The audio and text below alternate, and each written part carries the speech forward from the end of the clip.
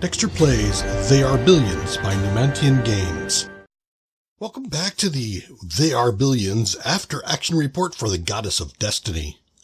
This particular mission was pretty rough for me. It took me a number of tries to get through it. And it was a good map. As far as everything you've ever learned in your They Are Billions gameplay, this one really will test you. This was my fifth, I think, time I tried to beat the map. I did pretty good on my first try. I made it out to like day 70 or 80 when the first harpy wave comes in. And the waves that come in this map are each one is kind of focused on only one zombie type. So the first one that comes in on day 16 is mostly the old, slow infected. Easy to defend against, especially if you've rushed your tech, and I think that's something you really need to do in this map. The initial area that you spawn in is contained. You've got the in and out trains entrance on the northeast, northwest. You can put up gates on the bridge that comes in from the northeast.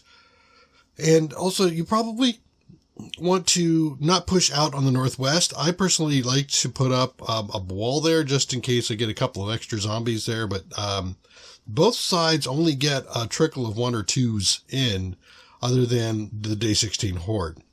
But then going in, you build out. So for me, I tried to build out. I got on my first attempt. I got up to the harpy wave, and I said there are special zombies each time. So the first one's the old infected, the next one's the fresh infected, then it's like executives, then I think it's tubbies, the big ladies, then I think it's harpies, spitters, mutants, giants, and then just a wave of They Are Billions. I did not quite built up I wasn't expanding fast enough, so it's really important that you try to boom your economy as hard as possible, but you still have to be pushing back on the zombies. There's a couple of key points when you're expanding. One, if you go out to the northwest, you are going to trigger that the town of Doom to the northwest. So you want to be prepared for it if you do that. I personally prefer to go south because that town of Doom is pretty close. It begs to be the first one taken. And if you do take it from the southwest, not from the southeast. So that's the second time that I died. Actually, it's the second time I died. What I did was I built a shock tower up to the northeast, just around that exit where the train goes out. And that triggered that town of up in the northwest or northeast. Northeast? Yeah, northeast. And, they came down, and with that, with all the noise that they created, they called that mutant that you can see on the map. So you can see mutants and also giants on the map that are also something you have to worry about. The mutants have a fairly far aggro range. So if you're making too much noise, you will pull the mutants in, and Shock Tower just over that one spot will pull out that one mutant. At least has a good chance. I actually had one gameplay where it didn't pull him in. But of course I was counting on it at the time, naturally. But that ran me over. I didn't have my armies there. My armies were down the south side trying to deal with the town of Doom, and I couldn't react quick enough. They got in, ran me over. The third time, I decided I was going to expand southwest, and instead of doing a wall straight facing south like you see here, I created a wall facing west, just a hair over, because I was thinking that way I could grab a little bit more space. I'd have that wall down, and then I could start to clear out that town of Doom down there, and everything would be great. Well, yeah, that didn't work out so well. Not only did I aggro that town, but I pulled in the 2 mutants that are on the southwest corner, and they came up and ran me over. So the next one I did, I expanded well. I did a good growth. I got past the harpy wave. And then I ran into a spitter wave that caused me some issues. In the upper northeast, there is a small entrance that's about 1 tile wide that I did not defend heavily. I did put a wall in there. I put a couple of wasps there just in case. But they actually poured in there, pushed their way in with the spitters spitting, knocking down the walls, and they knocked down my a couple of wasps I had there. And once they had a beachhead, they just ran throughout my entire quarter up there. And I was trying to recover from that by the time that I got hit on the other side by the mutants, and then it was just all bad. But here you can see the day 16 horde was nothing. They come in, you know, if you've got a shock tower there, you're good. So definitely want to rush to get to your shock tower by day 16. Now there was a risk that would have pulled in the mutant, and it didn't. So I got a little lucky there. I did get out the first Village of Doom, and then the next thing I want to go for is, I think there's 2 places that have good areas to build housing. South has a lot of resources, but if you go northeast or northwest, either one of those towns, Villages of Doom, have a good area for building further housing. And really, you do need to make sure you keep building up consistently. I found that by just pushing a little bit south, dropping a couple of wasps down, I could actually build down there, and the wasp would catch anything that was just wandering up. And it's obviously not going to stop hordes or anything, especially if I go down there and start pulling from the sides. There are a lot of zombies on the edges. To the north, to the southwest corner, you're going to run into a lot of spitters. In the southeast corner, you're going to run into a lot of harpies. And then I think to the north, I'm trying to remember what I ran into. Northwest, I think I ran into tubbies. And I don't remember what was up in the northeast. My suggestion is, expand a little bit. I got down to that one side. You can see I've got the towers down to the southwest. And I do end up triggering in the mutants as I expand into this Village of Doom. So as you move into that Village of Doom, keep an eye on that mutant. And what I did is there he comes in there, one of them. I created at least what I call scratching posts. It is a stone wall that is given a space and another stone wall. And big things like giants and mutants tend to get stuck hammering on those walls. So you can run your guys through because there's enough room to get your rangers and your soldiers through. You can stand on the other side of that and take down the mutant or the giant with fewer people. And, it doesn't cost you a whole lot because you're dropping down like 5 sections of wall. Not a big deal. So I expanded out, and if you look on the north and east sides, directly out from where you're at, the entrance and exit for the train is secure. So you don't have to worry about when they spawn in the east or spawn in the west. You don't have to worry about east center or west center. You have to worry about the east, north, south. So when you see them coming in there, that's something to keep an eye out for. Now, the first 3 waves are all focused waves. They spawn in either the northeast, the southeast, the northwest, or the northwest, southwest, or the south, and any one of the 3 sections there, north 3 sections, and they just come in from wherever they spawned, that one spot, and they come straight in. So you can usually focus your defense. After about the 3rd wave, when you hit about the 4th and 5th wave, they start to come in from the whole side. So the harpy wave, the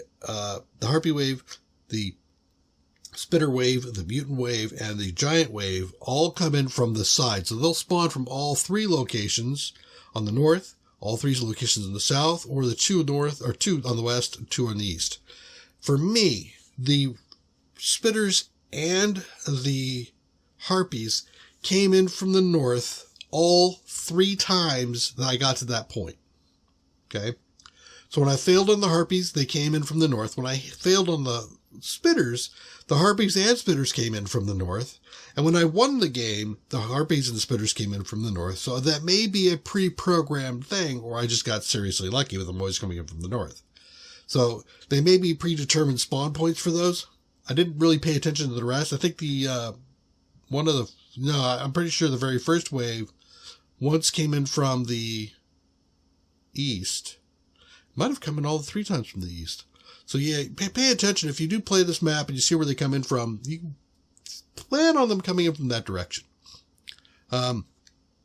Day 32, I had the next, I'm prepping for a next run in with the next wave. And actually what ends up happening is because I'm getting hit kind of consistently over there, the the shock tower summoned in an early wave effectively from the town. So I had to worry about dealing with the town first coming in just before the wave came in. So it's a little bit of a tricky situation there. I found that the Rangers were good for an initial clear. They're pretty good about not pulling a lot of stuff in the early game if you're just a little bit careful. You do need to pause on your initial expansion out of that center area. Just tech up first before you pull out. But then dropping the soldiers. The soldiers are just awesome for clearing. I in the beginning of this run, for early missions, I felt like soldiers were crap. I really liked the Rangers because of their speed, their ability to kite. Even the DPS seemed pretty good to me. But now I'm a convert. I really like the soldiers for their effectiveness. Though I think hands down, DPS-wise, snipers are the best DPSers. The only situation I would say a sniper is probably not as good is if you're dealing with a lot of just regular infected. Because they're overpowered for the regular infected. They one-shot them, but they one-shot them too much. So anyway, I would continue to expand out. You really need to push your buildings. You need to push on all of your power, your food, and all that stuff. You need to keep booming your economy all the way through. And that was probably my failure in the first few times that I didn't get past the spitters or the harpies, even though I know that at the time, the point of defense was my failure. It just wasn't solid enough.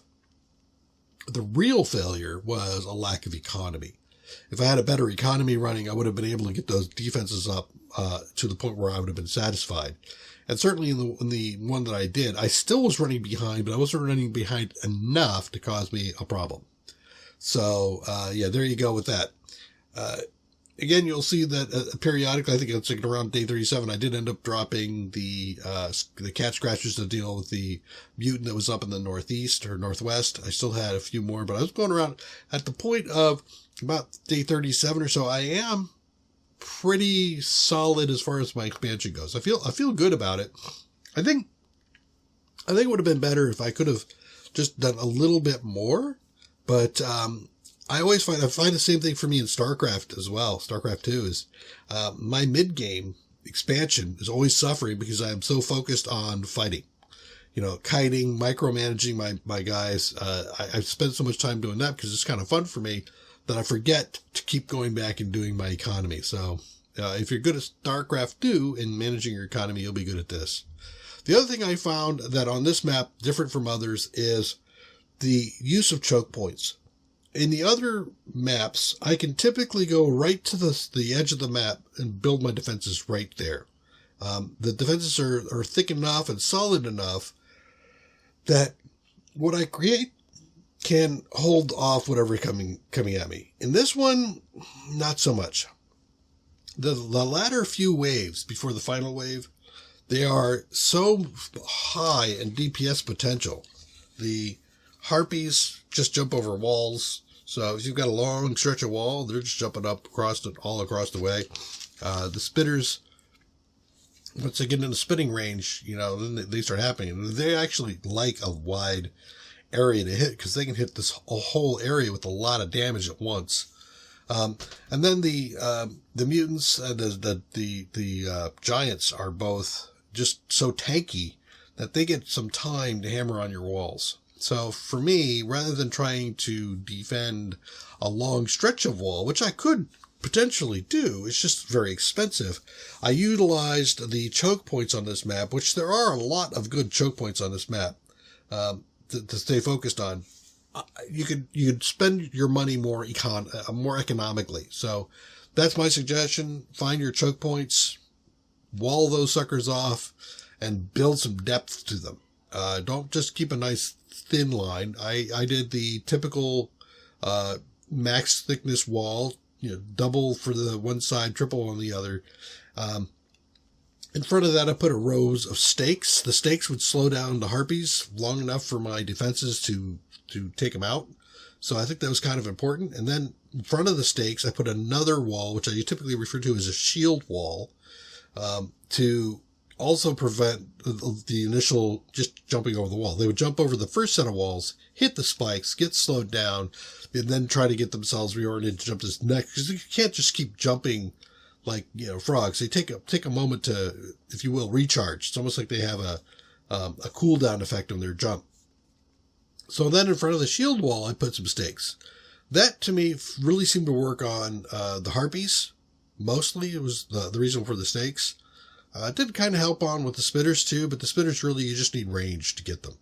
So I would typically drop at the choke points. I would cover it with a shock tower.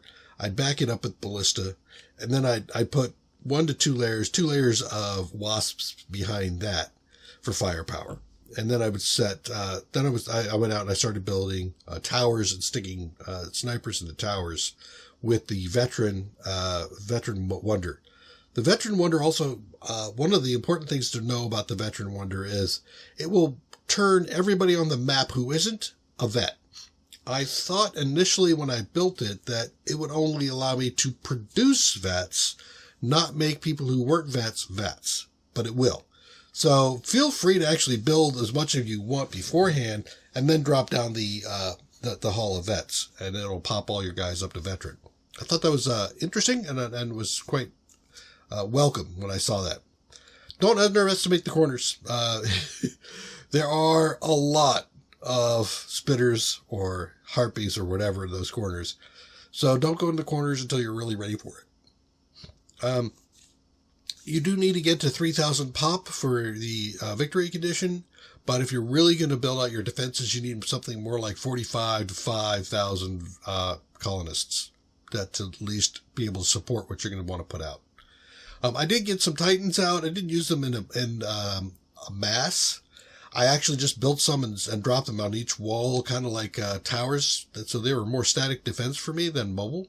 I suppose that if something turned really ugly, I could have used them as a quick response force. I think I actually did that once with the giants that came in. I moved a couple of Titans from my north wall to my west wall where the giants came in.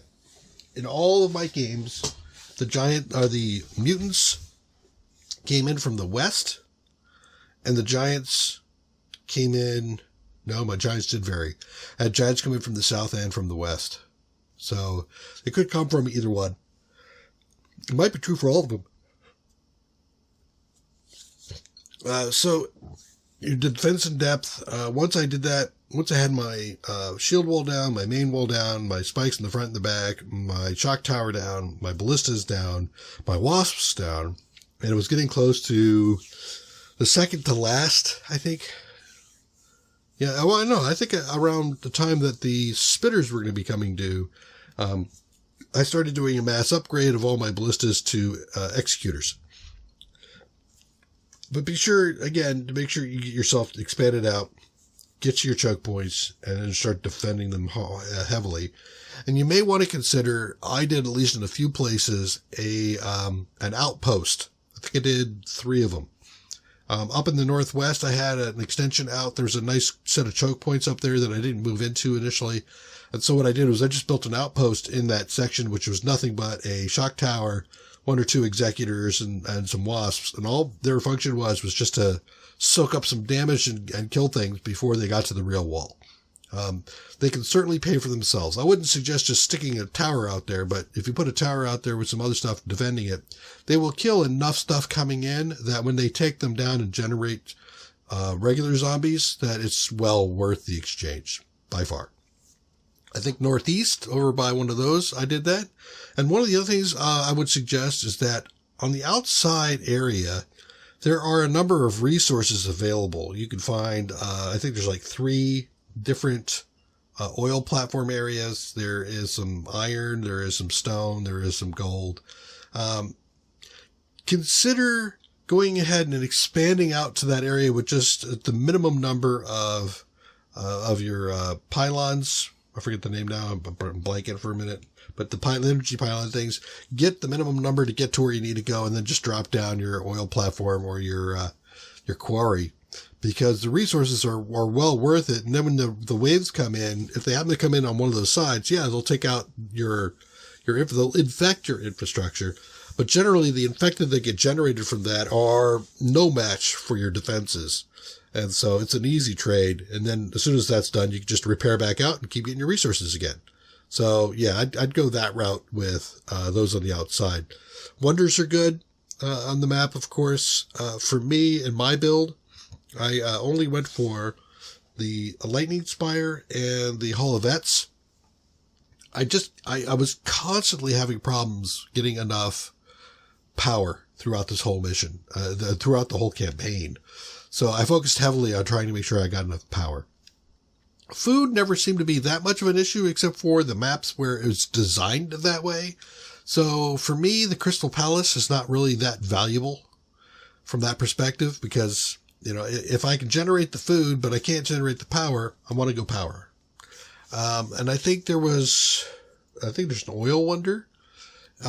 I found that the mechs, the Titan, and I never even got the mutants, and also, the Thanatos were nice, but not necessary. Building up a depth of sniper fire. And for me, I put all of my snipers in towers. So the tower gives you +4 range on the snipers. I think that's pretty valuable. I have since gone to take a look to see how some other people have done this, and I've seen people who just mass snipers, but they don't put them in towers. And that's because they feel that, you know, they get enough DPS out for that. And I see their point. For me, if I stick a sniper in a tower, not only do I get to engage from further back so that I can have more DPS focused at the front wall for the time that they're hitting that front wall. But the other thing is that snipers can be kind of soft.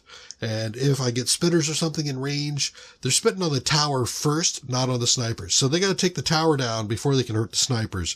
And that additional time to me makes a lot of difference. So it adds a lot of value to the snipers, especially when I'm doing a deeper set of towers. So the first row of towers could just be snipers in any case, because a regular sniper can reach the other side of the shield wall. But in a tower, I could put 2 or maybe even 3 deep towers and still hit the front of the shield wall with my snipers. So that's the reason why I prefer to use towers over not for that. But those are my impressions of the run. Hopefully you enjoyed this series. I found that the missions were very long. This one took 6 hours to play through.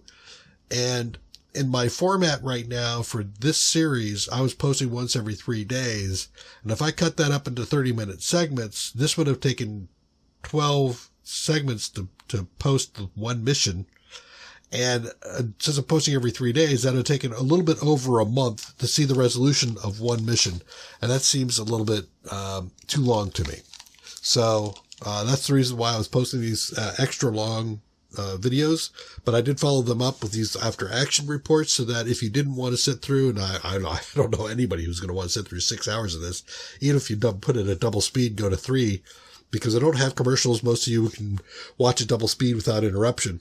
I feel like the after action reports are the ones that really give a feel for how the game went, and it gives me a chance to kind of reflect on what worked for me and what didn't work for me. And hopefully you find this helpful as well.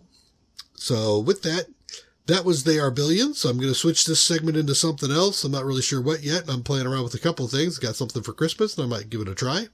And we'll see you in the next episodes. Thanks again for joining me, all. Take care. Bye-bye.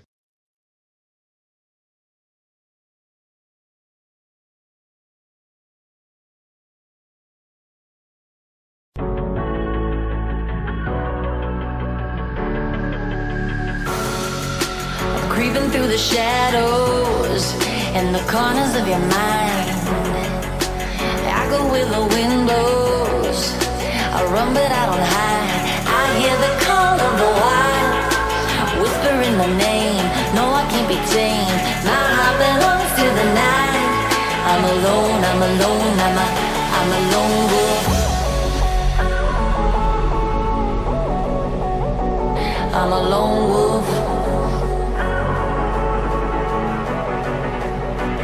I'm a lone wolf, I'm a lone wolf, I'm a lone wolf, I'm a lone wolf, I'm a